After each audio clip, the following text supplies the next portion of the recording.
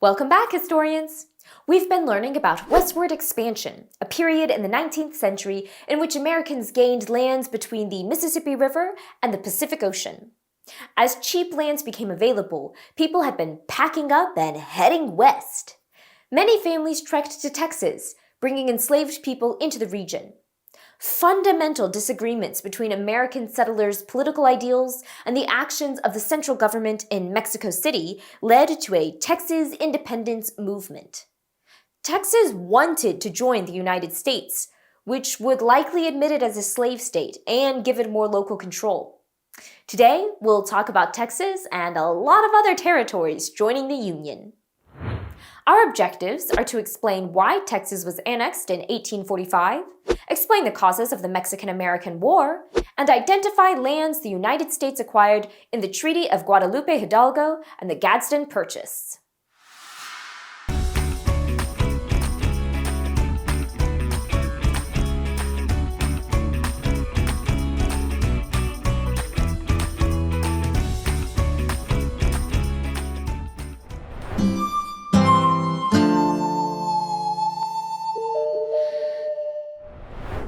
You may remember that allowing Texas to enter the Union could create two problems, as foreseen by Andrew Jackson and other politicians at the time.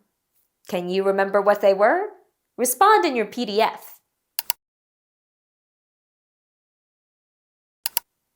One was that Mexico hoped to reclaim Texas one day, so if the United States annexed or took control of the territory, Mexicans might view it as stealing.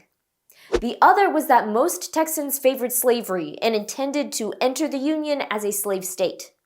Taking control of the territory would surely begin yet another argument in Congress about extending slavery further west. An opposing viewpoint was one called Manifest Destiny, the idea that expanding the borders of the U.S. and extending American settlement into new areas was God's will, as it brought freedom, progress, and prosperity to those places. Manifest Destiny was based on a widely held American view that the American way of life was the best in the world, and that being part of the United States was a blessing. There were other reasons to support Texas annexation as well. Some expansionists wanted to own land from ocean to ocean because they thought defending those borders would be easier than protecting land borders. Southerners supporting slavery wanted the southern region to expand to the west to keep up with the growing northern region after the Louisiana Purchase. And many Americans moved to Texas to spread their Protestant faith. In 1844, Democratic candidate James K. Polk won the presidential election on a platform of annexing Texas and seeking to expand into New Mexico, California, and Oregon. When Polk won, Congress took it as a signal that it was time to annex Texas and did so before he was even sworn into office in 1845.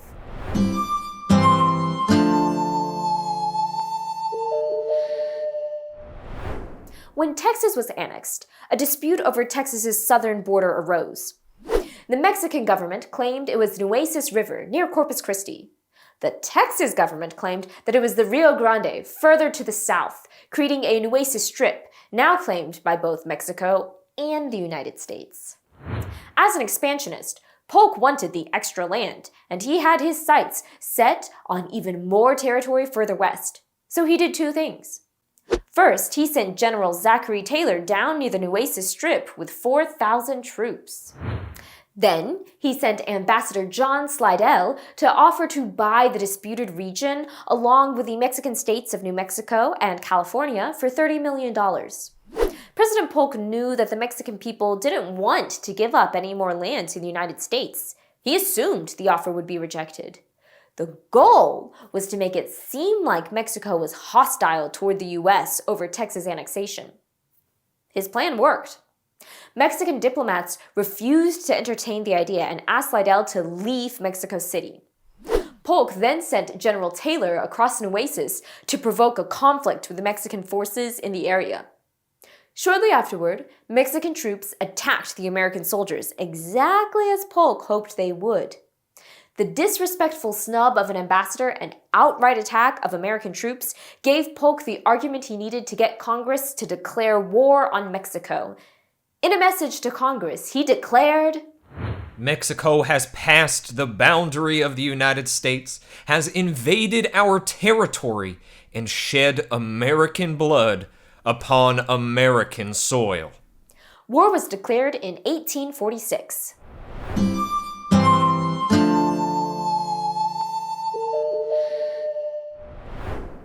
During the war, a small American group in California staged the Bear Flag Revolt, declaring independence from Mexico just like the Texans did.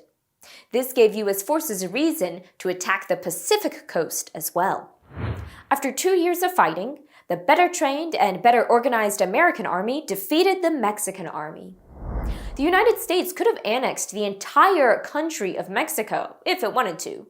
But most politicians feared bringing such a large cultural group into the country. They assumed it would cause tension between people who spoke different languages and practiced different religions.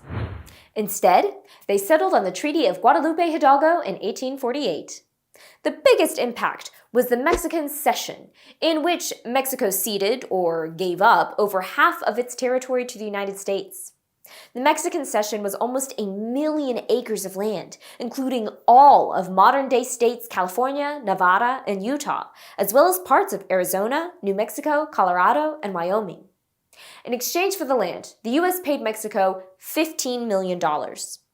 Just 5 years later, Americans were planning a southern railroad line across the U.S.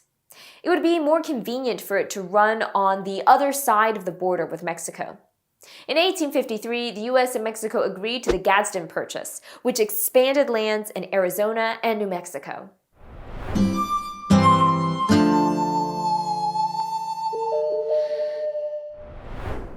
Let's review what we've learned. There were reasons not to annex Texas in the 1840s, but a spirit of manifest destiny and a populist president had a stronger influence on the government. Texas was annexed in 1845, and President Polk had his sights set on even more territory in New Mexico and California. He orchestrated a conflict, making it look like Mexico was an aggressor that attacked the United States. This helped him convince Congress to declare war on Mexico in 1846. After 2 years of fighting and an independence movement in California, the U.S. and Mexico signed the Treaty of Guadalupe Hidalgo, which included the Mexican cession of lands in many states in the Southwest. 5 years later, the U.S. gained more land in the Gadsden Purchase, almost completing our westward expansion map. All that's left for us to explore is the Oregon country, but we'll save that for another lesson. For now, Trailblazers, remember to always be clever.